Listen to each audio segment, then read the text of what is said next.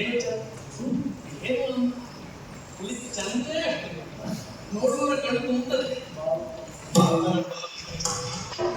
ಇಲ್ಲಿ ನಾನು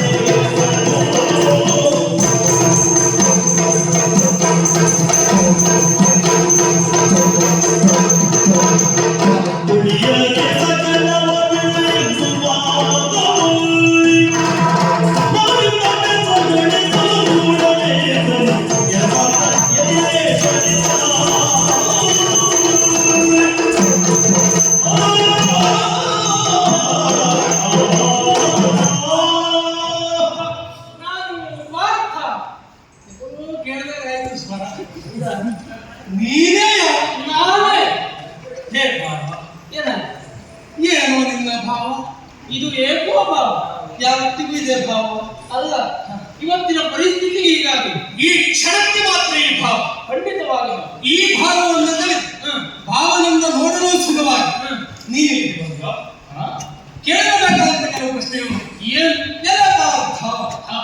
ಯತಿವೇಶವನ್ನ ಕೆಲವೊಂದು ಸಂದರ್ಭ ಬಳಸಿಕೊಳ್ಳಬೇಕಾಗುತ್ತೆ. ವೈರಿ ಒಬ್ಬ ಪ್ರಬಲ ಅಂತ ಅವರೊಟ್ಟಿಗೆ ಹೋರಾಟಕ್ಕೆ ಇರುವ ಸಂದರ್ಭದಲ್ಲಿ ನಾವು ಬಳಸುವುದು ಸಾಮ ದಾನ ಭೇದ ಚತುರೋಪಾಯ ಅನಿವಾರ್ಯವಾಗಿ ಕಪಟೋಕ್ತಿಯಿಂದ ಮುಂದೆ ಸಾಗುವುದು ಅಂತ ರಾಜನೀತಿ ಹೇಳ್ತದೆ. ಇದನ್ನು ಅಭ್ಯಸಿಸಿದವರು ನೀವು. ಹಾಗಾದ್ರೆ ದ್ವಾರಕೆಯ ಪಾಲಿಗೆ ವೈರಿ ಆಯ್ತಾ? ಖಂಡಿತವಾಗಿ ಆಗ ಆ ಸಲುವಾಗಿ ಆಮೇಲೆ ಈ ಕಪಟೋಕ್ತಿಯನ್ನು ಬಳಸಿ ನೀವು ಇಲ್ಲಿವರೆಗೆ ಬಂದು ಈ ವೇಷದ ಈ ಮಳೆಯಲ್ಲಿ ಈ ಚಳಿಯಲ್ಲಿ ಯಾವ ಪರಿಭೇದವೂ ಇಲ್ಲ ನಡುಗುತ್ತಾ ಯಾವುದನ್ನೋ ಮನಸ್ಸಲ್ಲಿ ಇರಿಸಿಕೊಂಡು ದೃಢ ಚಿತ್ತದಿಂದ ಅರ್ಚನೆಯನ್ನು ಮಾಡುವ ಕುಳಿತ ಬನ್ನಿ. ಖಂಡಿತವಾಗಿ ಅಲ್ಲಿರುವ ನೀವು ಇಲ್ಲಿ ಬರುವರೆ ಕಾರಣವೇ ಈ ನಿನ್ನ ವೇಷಕ್ಕೆ ಕಾರಣವೇ ಉಳಿಯದೆ ಸಕಲ ಯಾವ ವಿಚಾರವನ್ನು ಮರೆಮಾಡದೆ ಸಂಪೂರ್ಣ ಮನಸ್ಕರಾಗಿ ಹೇಳಬೇಕು.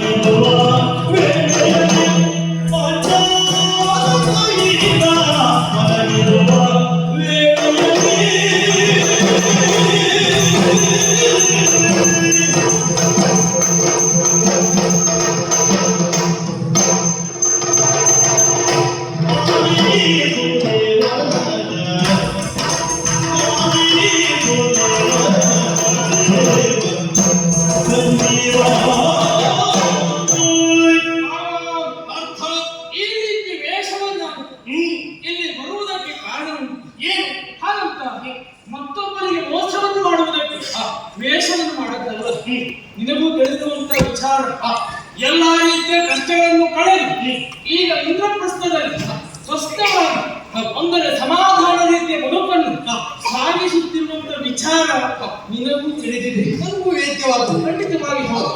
ನಮ್ಮ ಐವರಿಗೆ ಒಬ್ಬಳೇ ಒಡನೆ ಆಗಿರುವ ಕಾರಣಕ್ಕಾಗಿ ನಮ್ಮ ಐವರಲ್ಲಿ ಬರಬಾರದು ದ್ವೇಷ ಎಂಬ ಕಾರಣಕ್ಕೆ ನಾರದದಿಂದ ಒಗ್ಗರಣೆ ಆಯಿತು.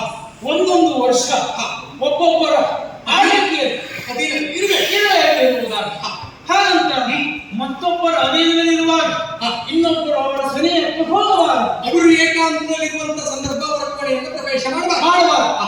ಅನೇಕ ರೀತಿಯ ನಿಯಮಗಳನ್ನು ನಾರದ ಉಪದೇಶದಲ್ಲಿ ಹೋದಂತ ವಿಚಾರ ನಿನಗೂ ತಿಳಿದಿದೆ. ಖಂಡಿತ ಏನು ಮಾಡೋಣ, ಕಾಲದ ಪ್ರಭಾವವು ಏನು. ಹೀಗೆ ಇರುವಂತಹ ಸಂದರ್ಭ ಒಂದು ದಿನ ರಾತ್ರಿ ಇದ್ದಕ್ಕಿದ್ದಂತೆ ಅನೇಕ ಬ್ರಾಹ್ಮಣರು ಬಂದು ಒಂದಿಷ್ಟು ಜನ ಬಂದು ಬೇಡಿಕೊಂಡರು. ಏನು? ನಮ್ಮ ಅಗ್ರಹಾರಕ್ಕೆ ಅಂದರೆ ಬ್ರಾಹ್ಮಣರ ತೇರಿಗೆ ಕಳ್ಳರ ದಾಳಿ ಆಗಿದೆ. ತಸ್ಕರರ ಬಗ್ಗೆ ನನಗೆ ಆಶ್ಚರ್ಯ ಆಯಿತು. ಬ್ರಾಹ್ಮಣರ ತೇರಿಗೆ ಕೊದಿಯುವುದಕ್ಕೆ ಕಳ್ಳರ ದಾಳಿ ಮಾಡಿದ್ದಾರೆ ಅಂತಾದ್ರೆ ಪರಮಾಶ್ಚರ್ಯವೇ ಸರಿ.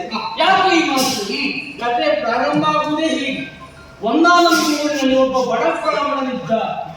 ಬ್ರಾಹ್ಮಣದಲ್ಲಿ ಏನಿರ್ತದೆ ಅಂತ ಇವು ದಾಳಿ ಮಾಡಿದ್ರು. ಆಶ್ಚರ್ಯವೂ ಆಯಿತು. ನನಗೆ ಸಮಸ್ಯೆ ಮತ್ತೇನಲ್ಲ. ಭಗವಂತರು ಬೇಡಿದ್ದಾರೆ ಅವರನ್ನು ರಕ್ಷಿಸಬೇಕಾದ ಕ್ಷತ್ರಿಯನಾಗಿ ನನ್ನ ಧರ್ಮವೇ ಕರ್ತವ್ಯ. ಸಮಸ್ಯೆ ಮತ್ತೇನಲ್ಲ. ಆಯುಧಾಗಾರ ಇರುವುದು ಧರ್ಮರಾಜನ ಅಂತಃಪುರವನ್ನು ಉತ್ತರಿಸಿ ಹೋಗಬೇಕು. ಅಂದ್ರೆ ಈ ವರ್ಷ ಧರ್ಮರಾಜನ ಅಧೀನದಲ್ಲಿ ಇರುವವರು ಪ್ರಪಂಚ ಇದ್ದಾರೆ. ಹಾಗಿದ್ರೆ ಅಲ್ಲಿರುವಂತ ಅವರು ಏಕಾಂತನಿರುವಾಗ ಅಲ್ಲಿರುವಂತ ಆಯುಧವನ್ನು ಮಾಡುವುದಕ್ಕೆ ಅಣ್ಣನ ಅನುಮತಿ ಇಲ್ಲದೆ ಹೋಗುವುದು ಅಪರಾಧ. ನಿಯಮ ಭಂಗ. ಈ ಕಡೆಯಲ್ಲಿ ಬ್ರಾಹ್ಮಣರು ಬಂದು ಕೇಳಿದ್ರು ಕ್ಷತ್ರಿಯನಾಗಿ ನಿನ್ನ ಕರ್ತವ್ಯವನ್ನು ನೀನು ನಡೆಸಲೇಬೇಕು ಅಲ್ವಾ? ಅನಿವಾರ್ಯವಾಗಿ ಸಮಸ್ಯೆ ಆಯ್ತು. ಏನ್ ಮಾಡಿದೆ? ಬ್ರಾಹ್ಮಣರನ್ನು ರಕ್ಷಿಸದೇ ಇದ್ದರೆ ಅದಕ್ಕೆ ಪ್ರಾಯಶ್ಚಿತ್ತ ಎನ್ನುವುದಿಲ್ಲ. ಹಾಗಂತ ಧರ್ಮರಾಯನ ಅಂತಃಪುರವನ್ನು ದಾಟಿ ಉತ್ತರಿಸಿ ಶಸ್ತ್ರಾಗಾರದ ಓದಿ ಅಂತಾದರೆ ನಿಯಮ ಭಂಗ ಆಗ್ತದೆ. ಆದರೆ ಅದಕ್ಕೆ ಪ್ರಾಯಶ್ಚಿತ್ತ ಎನ್ನುವುದು ಅದನ್ನೇ ವಿಚಾರ ಮಾಡಿದಂತ ನಾನು ನೇರವಾಗಿ ಆಯುಧಾಗಾರಕ್ಕೆ ಹೋಗಿ ಆಯುಧವನ್ನು ಪಡೆದು ಕಳ್ಳರನ್ನು ಬಡಿದಕ್ಕೆ ಬ್ರಾಹ್ಮಣರನ್ನು ರಕ್ಷಿಸಿದೆ. ಮರು ದಿವಸ ಬಂದು ಹೀಗೆ ವಿಚಾರ ನಡೆದು ಹೋಯ್ತು. ಆಯ್ತು ಅಂತ ಹೇಳಿದೆ. ಆಗ ಅಣ್ಣ ಹೇಳಿದೆ, ಅಣ್ಣನ ನಾನು ಹೇಳಿದ್ದೇನೆ ಇದಕ್ಕೆ ಸರಿಯಾದಂತ ಶಿಕ್ಷೆಯನ್ನು ನನಗಾಗಬೇಕು ಅಲ್ವಾ? ಅಣ್ಣ ಹೇಳಿದೆ, ನಿನಗೋಸ್ಕರ ಮಾಡಿದ್ದಲ್ಲ, ಬ್ರಾಹ್ಮಣನ ಸಲುವಾಗಿ ಇದಕ್ಕೆ ಕಾರ್ಯವೂ ನಡೆದು ಹೋಗಿದೆ, ನೀನೇನು ಮಾಡೋದು ಬೇಡ ಅಂತ ಹೇಳಿದೆ. ಆದರೆ ಸರಿಯಲ್ಲ ಅಂದ್ರೆ ಹೇಳುವವರ ಪ್ರಪಂಚ ಮುಖದಲ್ಲಿ ಆದರ್ಶ ಪ್ರಾಯವಾಗಿದ್ದಂತ ನಾವು ಈ ರೀತಿ ನಾಳೆ ದಿನ ಜನ ಪ್ರಶ್ನೆ ಮಾಡ್ತಾರೆ. ನಿಯಮವನ್ನು ಉಲ್ಲಂಘಿಸಿದ್ರೆ ಅಂತ ನಾಳೆ ದಿವಸ ಪ್ರಪಂಚಕ್ಕೆ ಏನು ಪಾಠವನ್ನು ಮಾಡಬಲ್ಲರಿ ಅಂತ ಪ್ರಶ್ನೆ ಆಗ್ತದೆ ಅಲ್ವಾ? ಹಾಗಾಗಿ ಅಣ್ಣನಲ್ಲಿ ಹೇಳಿದೆ. ಆಗ ಅಣ್ಣವನ್ನು ಮಾತಾಡಿ 12 ವರ್ಷಗಳ ಕಾಲ ಬೇಡ, 1 ವರ್ಷಗಳ ಕಾಲ ತೀರ್ಥಯಾತ್ರೆಯನ್ನು ಕೈಗೊಳ್ಳಬೇಕು ಎನ್ನುವುದಾಗಿ ಅಣ್ಣ ಮಾತಾಡಿ ತೀರ್ಥಕ್ಷೇತ್ರದ ದರ್ಶನ ಆಗಬೇಕು. ಅಣ್ಣನಿಂದ ಒಪ್ಪಣೆಯನ್ನು ಪಡೆದೆ ನೇರವಾಗಿ ತೀರ್ಥಯಾತ್ರೆಗೆ ಹೊರಟೆ. ಹೀಗೆ ಉತ್ತರದಿಂದ ದಕ್ಷಿಣಕ್ಕೆ ಬರುವಂತಹ ಸಂದರ್ಭದಲ್ಲಿ ಸಹಜವಾಗಿ ಇದೆಲ್ಲವೂ ಇದು ವ್ಯವಸ್ಥೆ ಆಗಿದೆ. ಅಂದ್ರೆ ನೀವು ದೇಶವನ್ನು ಮಾಡಿದ್ದೆಲ್ಲ ಈ ತಿರುಗಾಟದ ಅವಧಿಯಲ್ಲಿ ಅಷ್ಟು ಬಂದದ್ದು. ಹೌದು. ಅಂದ್ರೆ 8 ತಿಂಗಳೇನು ಕಳೆದು ಹೋಗಿದೆ. ಇನ್ನಿರುವುದು 4 ತಿಂಗಳು. ಆದ್ರೆ ಬರುವುದು ಮಳೆಗಾಲ, ಚಾತುರ್ಮಾಸದ ಸಂದರ್ಭ. ಇದು ಚಾತುರ್ಮಾಸ ಅಲ್ವಾ? ನಾವು ನಮ್ಮಂತವರು ಬಹಳ ಅನುಕೂಲ ಆಯ್ತು ಚಾತುರ್ಮಾಸ ಅಲ್ವಾ?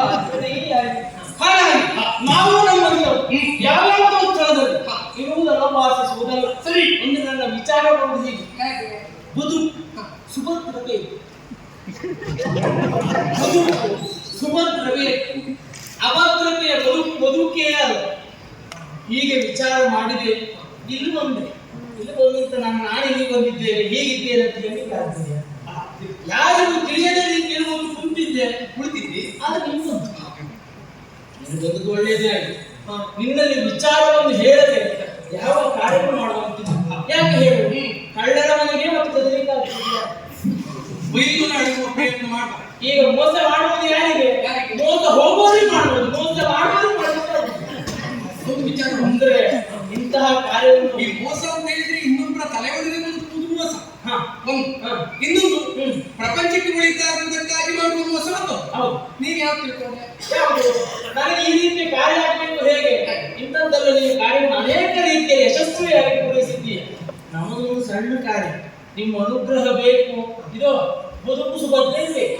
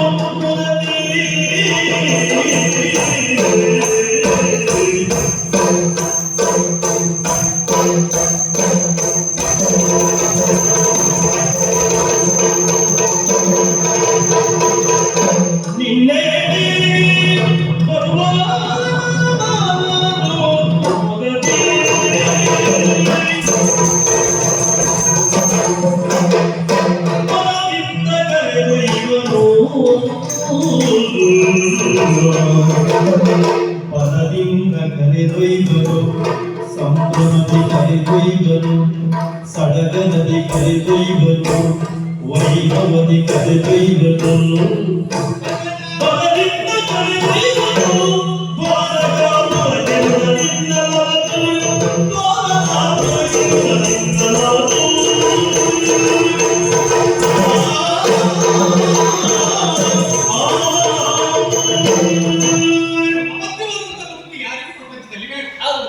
ನಿನ್ನ ಬದುಕೆನ್ನುವುದು ಸುಭದ್ರವಾಗಬೇಕು.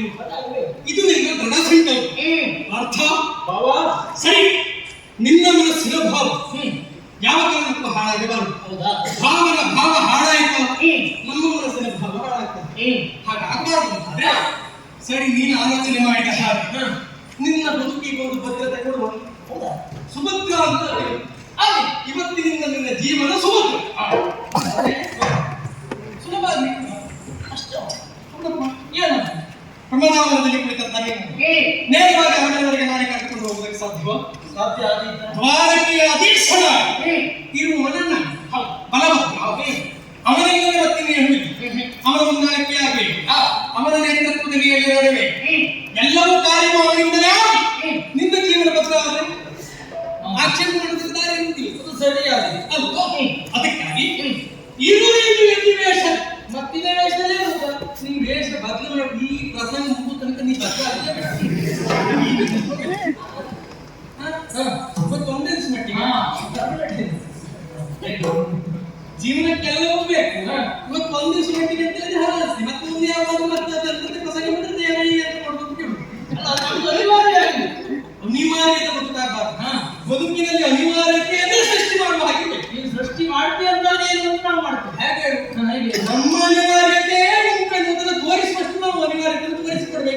ಬಲಿಗಳನ್ನು ನಡೆಸ್ತೇವೆ. ಪ್ರಯತ್ನದಲ್ಲಿ ಇರ್ತೇವೆ ನಾವು. ಹಾಗಾಗ್ಬೇಕು ಅಂತ ನೀನು ಈ ವ್ಯಕ್ತಿ ದೇಶದಲ್ಲಿ ಉಳಿ. ನಿನ್ನ ಗಂಡು ನಮ್ಮ ಮಣ್ಣಲ್ಲಿ ಬಂದು ಅರಮನೆಯವರೆಗಾಗಿ ವಿಶೇಷವಾದಂತ ರೀತಿಯಲ್ಲಿ ನಿಮ್ಮನ್ನು ಕರೆದೊಯ್ತಾರೆ. ಹೌದೇ?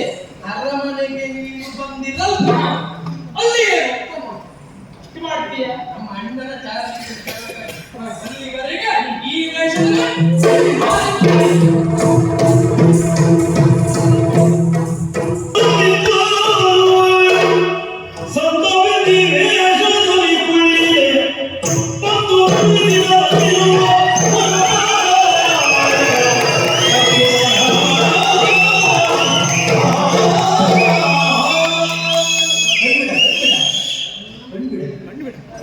ಇವತ್ತು ಮನೆಗೆ ಮತ್ತೆಂತ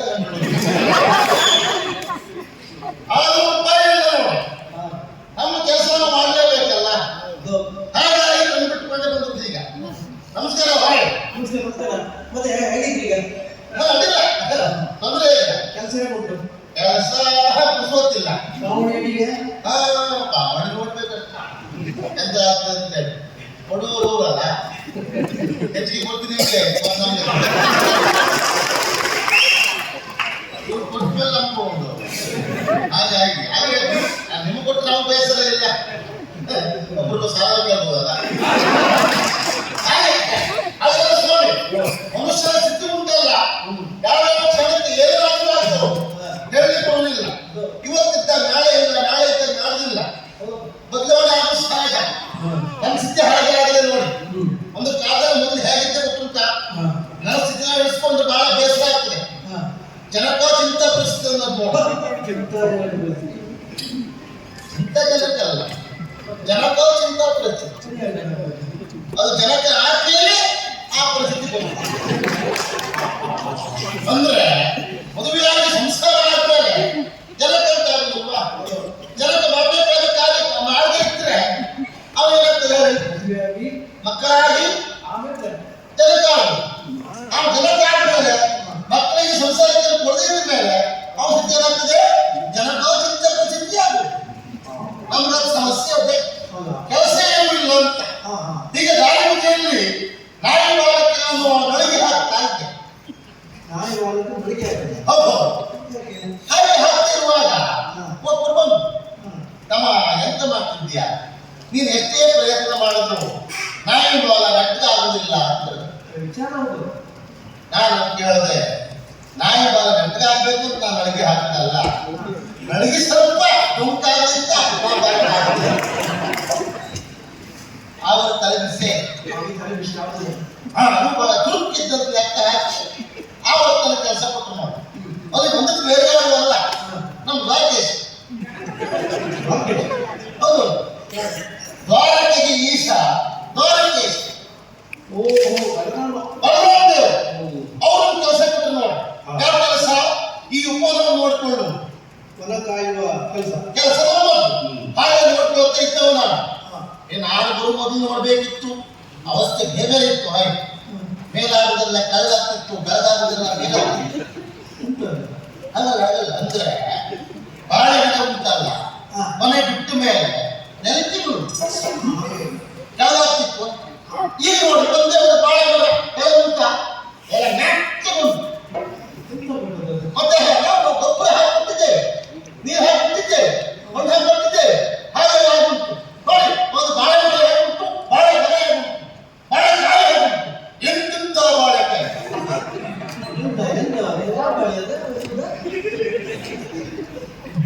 ಇದು ಕೊನೆ, ಇದು ಬಾಳೆ. ಮಣ್ಣನ್ನು ಬಾಳೆಹಣ್ಣ ಇದು ಬಾಳೆ. ಮತ್ತೆ ನೋಡಿ, ಆಕಾರ ಮರದ ಆಕಾರ ಇದ್ದ ಹಾಗೆ ಕಾಯಿ ಆಗ್ತದ, ಆಕಾರ ಇದ್ದ ಕಾಯಿ ಏನಾಗ್ತದೆ ಹೇಳಿ, ಆಗುದಿಲ್ಲ. ಇಲ್ಲಿ ಇಷ್ಟು ಉಂಟು, ಒಳಗೆ ಬಹಳ ಉಂಟು, ಒಳಗಡೆ ತುಂಬ ನೀವು ನೋಡಿಲ್ಲ, ಒಳಗಡೆ ತೋರಿಸ್ತೇನೆ.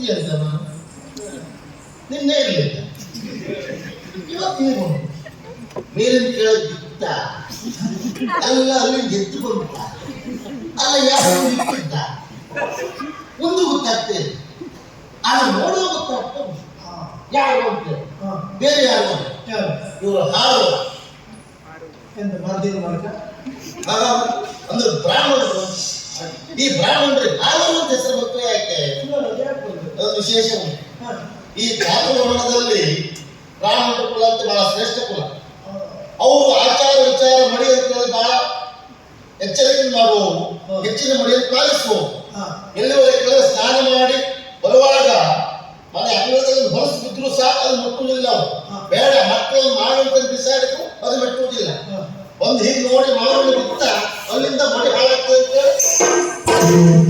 ಈ ಹಾರುಗಳು ಮುಂದೆ ಬಿಟ್ಟರೆ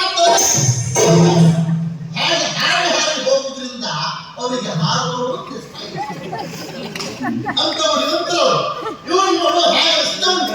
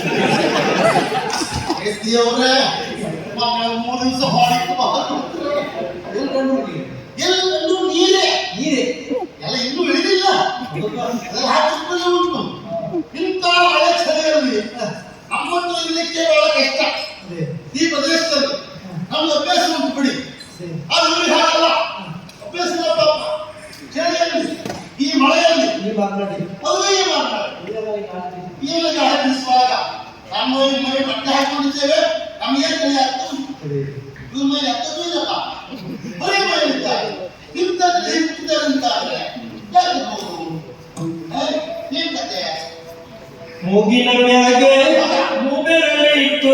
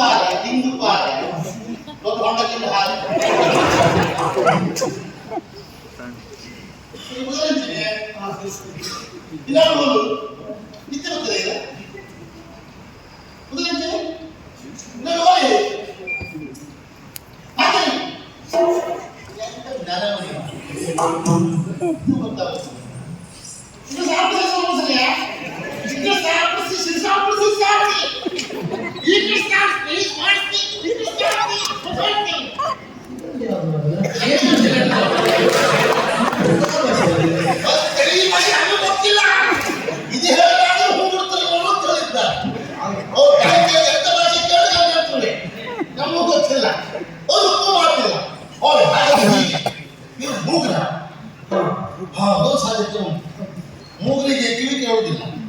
ಹಾಗಾಗಿ ಗೊತ್ತಾಗ್ತದೆ ಹೇಗೆ ಅಭಿನಯ ಮಾಡಿದ್ರೆ ಹೌದು ಮತ್ತೆ ಮೂಗಿ ಬೇಸಿಟ್ಟು ಬರ್ಬೇಕಾ ಅವ್ರ ಹತ್ರ ಹೋಗಿ ಮೂಗನ್ನು ನಾವು ಹೀಗೆ ಮಾಡಬೇಕು ಉದಿಸ್ಕೊಳ್ಬೇಕು ಹಾಸಿ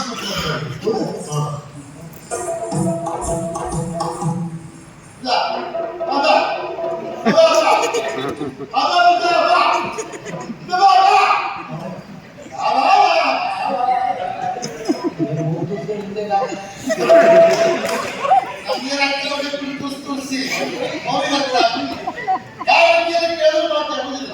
പക്ഷേ ಇವರು ಹಾಗೆ ಕಡಿಮೆ ಜನರ ಹತ್ರ ಮಾತಾಡೋಲ್ಲ. ಅದೇ ಯಾವ ಕಾರಣ ಹೇಳಿದೆ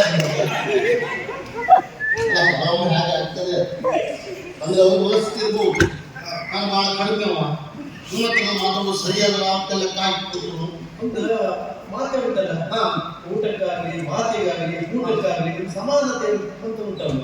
ಸರಸಕ್ಕೆ ಸಂಭಾಷಣೆಗೆ ಸಾಕುತ್ತಿ ಭೋಜನಕ್ಕೆ ಅಲ್ಲ ಅಲ್ಲ ನೀವು ಬಹುಶಃ ಹೇಗಿದೆ ಮಾಡೋಣ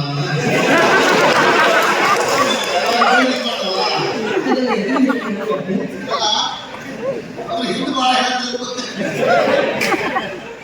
ಅಲ್ಲ ಒಮ್ಮೆ ನಮ್ಮಂತರಂತೂ ಮಾತಾಡಲಿಕ್ಕೆ ಅವ್ರು ಯಾಕೆ ಇರುವ ಏನು ಅಲ್ಲ ಹಾಗಂತ ನಮ್ಮಂತರಂತೂ ಮಾತಾಡಲಿಕ್ಕೆ ಗೊತ್ತಿರುವ ಏನು ಅದು ಸತ್ಯ ಅಂತ ಹೇಳಿದ್ದು ಹಾಗಾಗಿ ಏನ್ ಮಾಡುದು ಯಾರು ಕಲಿಸುವುದು ಬೇರೆ ಯಾರು ಬೇಡ ಇದ್ದರನ್ನು ಒಡೆಯ ಅವರಿಗೆ ಹೇಳಿದ್ರೆ ಅವರೇ ಸರಿಯಾಗಿ ಇನ್ನಲ್ಲ ಅಲ್ಲಿ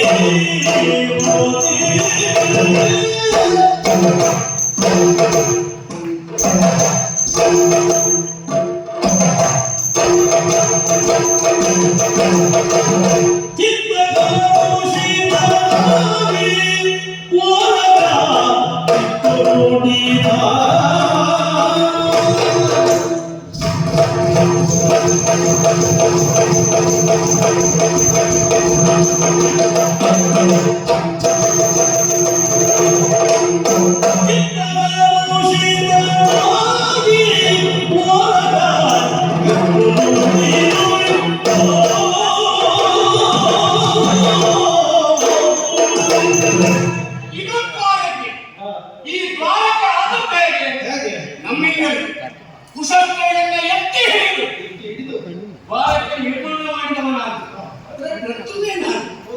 ಒಂದು ಶಾಪಗ್ರಸ್ತ ಮೋಸ ನಿಜವಾಗಿ ಮಾನ್ಯತೆಯಾಗಿಲ್ಲ. ಇತ್ತೀಚೆಗೆ ಬಂದದ್ದು ಎಷ್ಟು ಅದಕ್ಕೆ ಕಾರಣ ನಾನು ಪ್ರಯತ್ನ ಮಾಡಿ ಯಾವನ್ನೆಲ್ಲ ಕೂಡಿಸಿ ಈ ದ್ವಾರಕೆಯನ್ನು ಕಟ್ಟಿ ನಿಲ್ಲಿಸಿದ್ದೇವೆ. ಅಷ್ಟು ಬಲ ಉಂಟು ರಾಜ್ಯದಲ್ಲಿ ಇನ್ನೊಂದು ವಿಚಾರ ಮಾಡಬೇಕು, ಸಂದರ್ಭವನ್ನು ಹೇಗೆ ಹಿಡಿಬೇಕು, ಸಂದರ್ಭವನ್ನು ಸಂಪರ್ಕ ಮಾಡ್ಕೊಂಡು ಹೋಗ್ಬೇಕು.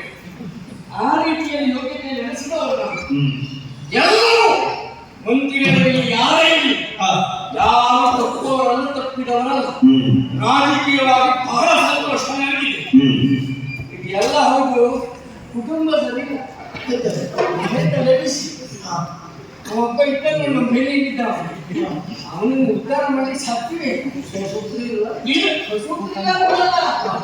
ಸೂತ್ರ ಇದ್ದಾನೆ ಇವತ್ತಿನವರೆಗೂ ಇದ್ದಾನಲ್ಲ ನಮ್ಮ ಕೃಷ್ಣ. ಅವನು ಏನು ಹೌದವ ಕಾಣುವ ಗೌರವ ಕೊಡುವ ಒಂದೇ ಆಚೆ ಬಂದ್ಮೇಲೆ ಏನ್ ಮಾಡ್ತಾರೆ ನಿಜವಾಗಿ ನೀವ್ ಹೇಳ್ಬೇಕು. ನಾ ಹೇಳ್ಬೇಕು ನಾನೇ ಬುದ್ಧಿ ಗಟ್ಟಿ ಹೇಳಿದ್ದು ಜೈಲಿ ಸಾಕಾಗುದಿಲ್ಲ. ಯಾಕೆಂದ್ರೆ ಅನೇಕ ಪ್ರಕರಣಗಳು ನನ್ನಿಂದ ಅವನಿಗೆ ಸಹಕಾರ ಸಿಕ್ಕಿದೆ.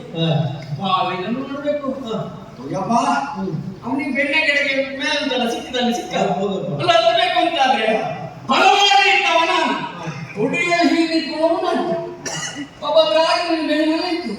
ತುದಿಯಲ್ಲಿ ನಿಂತಿಲ್ಲ ಬೆಣ್ಣೆ ತೈಲ, ಬೆಣ್ಣೆ ಬಾಯಿ ಕೃಷ್ಣನ ಬಾಯಿ ಬೆಣ್ಣೆ, ನನ್ನ ಬೆಣ್ಣೆ ಕೊಡಿ. ನಮ್ಮ ಪರಿಸ್ಥಿತಿ ಹೀಗೆ ಮತ್ತೆ ಹೆಂಗೆ ಎಲ್ಲರೂ ಒಂದೇ ನಲಬಾರ್ದು. ಕೆಲವು ಪ್ರಸಂಗಕ್ಕೆ ನಾನಿದ್ದೆ ಇಲ್ಲ ಮೊದಲಾಗಿತ್ತು, ನನ್ನ ಅವಶ್ಯಕತೆ ಇತ್ತು. ಕಡೆ ನಮ್ಗೆ ಗೊತ್ತಾಯ್ತು ನಾವು ಹೋಗಿಲ್ಲ ಅಂತಲ್ಲ, ಅವನು ಬರೆದಿದ್ರೆ ಸಾಕು ಒಂದು ರಗಳೆ ಅಂತ ಹೇಳ ಇರ್ಲಿ, ಏನೇ ಇದ್ದರೂ ರಾಜಕೀಯವಾಗಿ ಸಂತೃಪ್ತ ನಾನು. ನೋಡೋಣ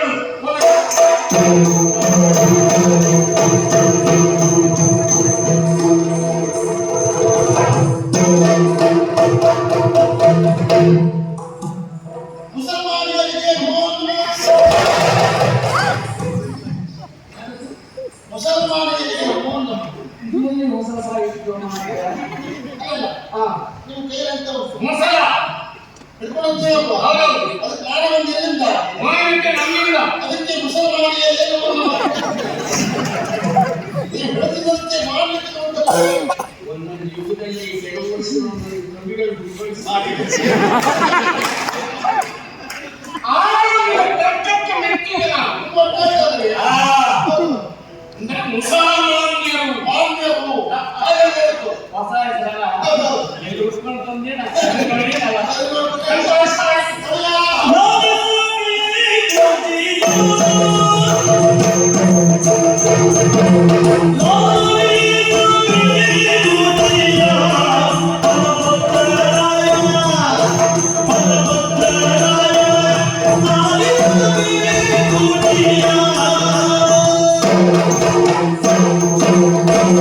ಪುರದ ಬಾಯೆಯೋಳ ಪರಮನ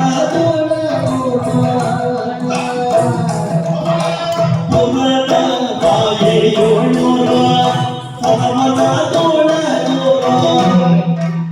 ನಿರತ ಸಂಜ್ಞಾಧಿಕಾರ ನೆನಪಿಕೊಂಡಿರುವ ನಿರತ ಸಂಜ್ಞಾಧಿಕಾರ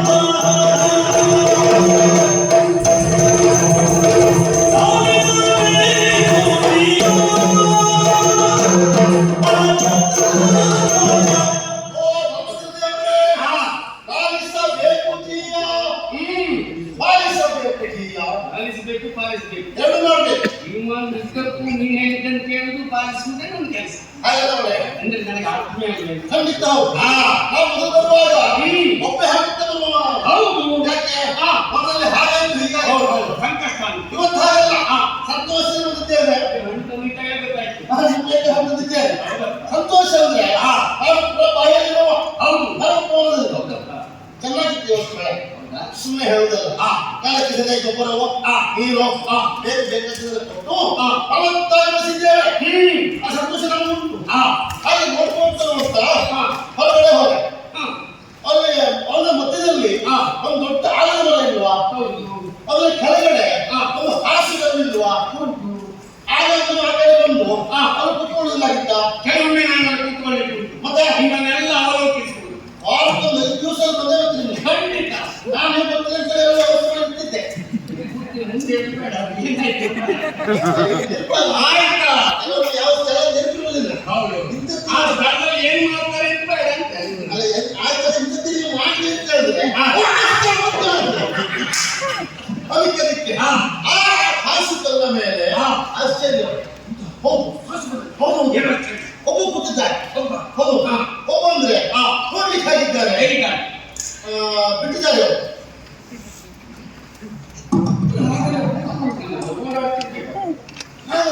ಬಿಟ್ಟಿದ್ದೇನು ಗಡ್ಡ. ಹೌದು ಗಡ್ಡ ಬಿಟ್ಟಿದ್ದಾರೆ. ಅವ್ರು ಮಾಡಿದ್ರೆ ಗಂಟೆ ಏನು ಉಂಟು ಮುಗಿದ ಮೇಲೆ ಬಂದ ಗಡ್ಡ ಕೈಯಲ್ಲಿ ಗಡ್ಡ ಬಿಟ್ಟಿದ್ದಾರೆ. ಮುಗಿದ ಮೇಲೆ ಉಂಟು ಅವ್ರು ನೋಡೋದು ಗೊತ್ತಾಯ್ತು. ಅವ್ರು ಬೇರೆ ಯಾರು ಯಾರು? ಸನ್ಯಾಸಿ. ನಿನಗೆ ಗೊತ್ತಾಯ್ತು ಸನ್ಯಾಸಿಗಳು. ಸುಮ್ಮನೆ ಅಲ್ಲ, ನಾವು ಪರೀಕ್ಷೆ ಮಾಡಿದ್ದೇವೆ. ಏನ್ ಪರೀಕ್ಷೆ ಮಾಡ್ತಾರೆ? ಅಯ್ಯ ಅವ್ರು ಉತ್ತಂತ ವಸನ ಅವ್ರು ನೋಡಿದ್ನ ಏನು ವಸನ ಉತ್ತಿದ್ದಾರೆ. ಹೌದು. ಆಮೇಲೆ ಕೈಯಲ್ಲಿ ಚೆಪ್ಪು ಸಾರ ಉಂಟು. ಎಲ್ಲಿ ಕರ್ಕೊಂಡು ಬಂದ್ರೆ ಅಲ್ಲ ಚೆಪ್ಪು ಸಾರ ಜಪಸಾರ. ಯಾರೇ ಹೋದ್ರು ಈ ನೋಡ್ತಾ ಇತ್ತು. ಸರಿ ನೋಡಿ ಈಗ ಹೀಗೆ ಕೊಟ್ಟು ಈಗ ಬೇರೆ ಈಗ ಬೇರೆ ಅದೇ ಮನೆ ಹಿಡ್ಕೊಂಡು ಅದೇ ಮಣಿ ಹೀಗೆ ಹೀಗೆ ನೋಡ್ತಾ ಇದೆ ಅದು ಹೀಗೆ ಮಾಡ್ತಾ ಇತ್ತು. ಅಷ್ಟೇ ಅಲ್ಲ, ಅದು ಒಂದು ಸಮಸ್ಯೆ. ಅಂದ್ರೆ ಮಂತ್ರವನ್ನ ಉಚ್ಚರಿಸುವಾಗ ಅದರ ಲೆಕ್ಕಾಚಾರ. ಹಾಗೆ ಮಣ್ಣು ಹೋಗ್ತಾ ಇತ್ತು. ಇದು ಹೌದು ಇದು ಬೇರೆ. ಅದು ಬೇರೆ. ಲೆಕ್ಕ ಮಾಡುದು. ಹೌದು ಅಷ್ಟೇ ಅಲ್ಲ, ಅದು ಸೂಕ್ಷ್ಮ ಬೇಸಿಲ್ಲ.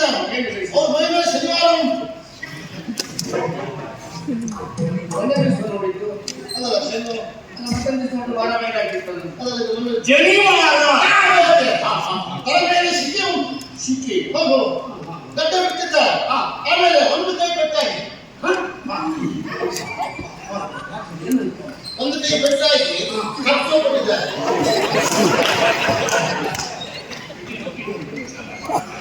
ಅದಕ್ಕಿಂತ ಒಂದು ಹೇಗೆ ಕೊಡ ಸಮಸ್ಯೆ ಇಲ್ಲ. ಹೇಗೆ ಮಾಡ್ತಾರೆ? ತಪ್ಪಲ್ಲಪ್ಪ, ನಿನ್ ಸಂಪರ್ಕ ಮಾತ್ರ ಆಗಿಲ್ಲ ಹಾಗಾಗಿ ಮಾಡ್ಕೊಳ್ಳಿಲ್ಲ. ನಮ್ಗೆಲ್ಲ ಈ ಉಳಿದ ಒತ್ತಿ ಕಂತುಲ ಹೇಳದಲ್ವಾ ದಂಡ ಅಲ್ಲ ಅವ್ರ ಕೈಲಿ ದಂಡ್ರೆ ನಮ್ಮ ಕೈ ಮುಳ್ಳ ಒತ್ತಿದ್ರು ಅವ್ರ ಕೈ ದಂಡ್ರೆ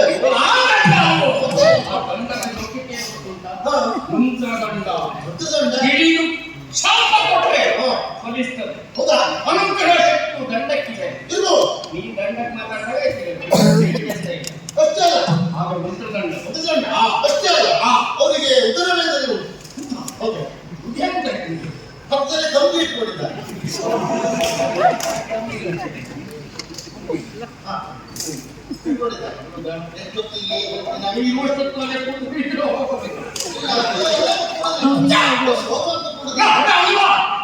ಒಳ್ಳೆಯ ಒಂದು ಕಡೆಯಲ್ಲಿ ದಂಡ ದಂಡ ಕಮಂಡಲ ಸುತ್ತೋದಕ ಒಂದು ಸನ್ಯಾಸಿ ಹೇಳೋದಕ್ಕೆ ಬ್ರಾಹ್ಮಣ ಸನ್ಯಾಸಿ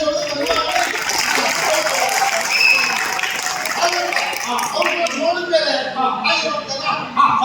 ಅಲ್ವಾ ನಿಮ್ಮ ನಾನು ನಿಮ್ಮನ್ನು ತಿಳ್ಕೊಂಡು ಕೂತಿದ್ದಿಂದ ಸತ್ಯ ಹೌದು. ಈಗ ಒಂದು ಸತ್ಯ ಇಷ್ಟು ವರ್ಷಗಳ ಪರ್ಯಂತ ನನ್ನ ತಲೆಯಿಂದಲೇ ಅದಲ್ಲೇ ನಿಮ್ಮನ್ನು ನಮ್ಮ ಆಶ್ರಯದಲ್ಲಿ ಇಟ್ಟು ಇಲ್ಲ ನಮ್ಮ ಪಡ್ಕೋದ್ರಿಂದ ನಾನು ಪ್ರಶ್ನೆ ಮಾಡಿದೆ. ಏನ್ ಮಾಡಿದ್ರಿ ಸ್ವಾಮಿಗಳೇ ನೀವು ಎಲ್ಲಿ ಬಂದವರು ಯಾಕೊಂಡವರು ಎಲ್ಲ ವಿಚಾರ ಮಾಡಿ ಒಂದೇ ಒಂದು ಮಾತಾಡೋದು ಮಾತಾಡೋದು ನನಗನ್ಸಿದ್ದು ಹೀಗೆ ಅವರು ಬಹುಶಃ ನಮ್ಮಂತರದ್ದು ಮಾತಾಡಿ ಹಿಡಿದು ಅಲ್ಲ ನಮ್ಮಂತರು ಮಾತಾಡಿದ್ರೆ ಏನು ಸಮಸ್ಯೆ ಆಗ್ತದೆ ಇರ್ಬೋದು.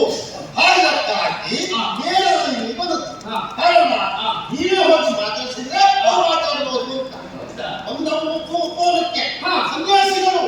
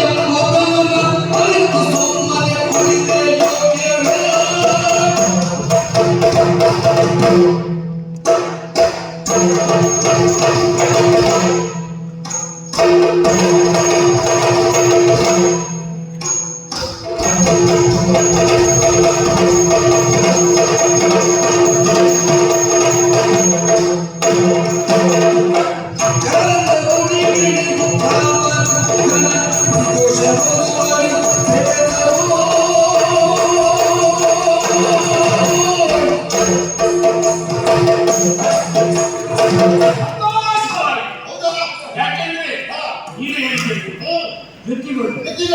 ಮುನಿಗಳು ಮುನಿಗಳು ಕೊಂಡಿದ್ದಾರೆ. ಅದಕ್ಕೆ ಭಾಗ್ಯ ನಾವು ಹುಡ್ಕೊಂಡು ಹೋಗೋದು ಬೇರೆ, ನಮ್ಮನ್ನೇ ಭಾಗ್ಯ ಹುಡುಕಿಕೊಂಡು ಬರುತ್ತೆ. ಇದು ಯೋಗ, ಇದು ಭಾಗ್ಯ. ನಮ್ಮನ್ನು ಹುಡುಕಿಕೊಂಡು ಬಂದಿದ್ದು ಅಂತಹ ವ್ಯಕ್ತಿಗಳ ದರ್ಶನವನ್ನು ಮಾಡಲೇಬೇಕು, ಪಾದಗಳಿಗೆ ನಮಸ್ಕರಿಸಬೇಕು. ಆ ಮುಂಚೆಯ ಜೀವನದಲ್ಲಿ ದೊಡ್ಡ ಪ್ರಾಪ್ತಿಯಾಗುವುದಕ್ಕೆ ಅನುಕೂಲವಾಗುತ್ತದೆ. ಖಂಡಿತ ಖಂಡಿತ ಅಂತಹ ಮುನಿಗಳನ್ನ ಕಂಡು ಯಾರು ನಮಸ್ಕರಿಸಲಿಲ್ಲ ಹಾ. ಅವರಿಗೆ ನರಕವೇ ನಾನು ಮಾಡ್ಲೇ ಇಲ್ಲ ಇನ್ನು ಅವಕಾಶ ಇದೆ, ಸಮಸ್ಯೆ ಇಲ್ಲ. ಹಾ. ಒಮ್ಮೆ ಮಾಡಿದ್ರೆ ತಪ್ಪು ಅಲ್ಲ ಪ್ರಮಾಣ ಪ್ರಮಾಣ ಪ್ರಮಾಣಕ್ಕೆ ಶಿಕ್ಷೆ ಇಲ್ಲ. ತಿಳಿದು ತಪ್ಪು ಮಾಡಿ ಅಪರಾಧ. ಅದಕ್ಕೆ ಶಿಕ್ಷೆ ಉಂಟೆ ಉಂಟು ಹೌದು, ನಿಜವಾಗ್ಲೂ ಯೋಗ ಇದೆ. ಹಾ ಈಗ ಹಾ. ದೇವರು ಹುಡ್ಕೊಂಡು ಭಕ್ತ ಹೋಗುತ್ತೆ, ಹೌದು ಭಕ್ತರಿಗೆ ಹುಡ್ಕೊಂಡು ದೇವರು ಹೋಗುತ್ತೆ. ಭಕ್ತರೇ ಪರಮ ಭಕ್ತರೇ, ಏನು ಭಕ್ತರೇ ಹಾ ದೇವರು ಹುಡ್ಕೊಂಡು ಹೋಗುವ ಭಕ್ತ. ಹಾ ಪರಮ ಭಕ್ತ ಅಂದ್ರೆ ಹಾ ದೇವರೇ ಭಕ್ತ ಹುಡ್ಕೊಂಡು ಹೋಗುದಿಲ್ವಾ, ಅವ ಪರಮ ಭಕ್ತ. ಬುದ್ಧಿವಂತೆ ಬೇರೆ, ಪರಮಬುದ್ಧಿವಂತೆ ಬೇರೆ. ಬುದ್ಧಿವಂತೆ ಅಂತ ಹೇಳಿದ್ರೆ ಅವಳೇ ಬಂದು ನನ್ನ ಸೇವೆ ಮಾಡುವುದು. ಪರಮಬುದ್ಧಿವಂತೆ ಅಂತ ಹೇಳಿದ್ರೆ ಗಂಡನ ಮೇಲೆ ಕಾಯಿಸಿಕೊಂಡು ಸೇವೆ ಮಾಡಿಸಿಕೊಂಡು ಅವನು ಪರಮಬುದ್ಧಿವಂತೆ.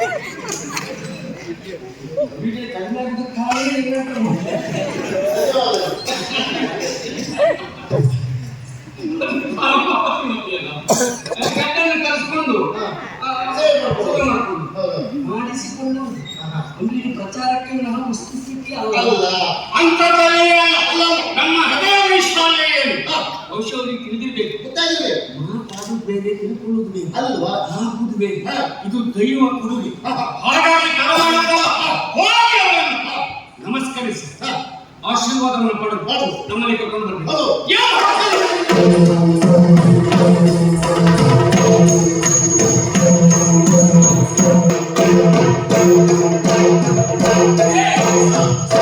ಹಾಯ್, ದಯವಿಟ್ಟು ನಮ್ಮ ಚಾನಲ್ ಸಬ್ಸ್ಕ್ರೈಬ್ ಮಾಡಿ, ಲೈಕ್ ಮಾಡಿ, ಶೇರ್ ಮಾಡಿ.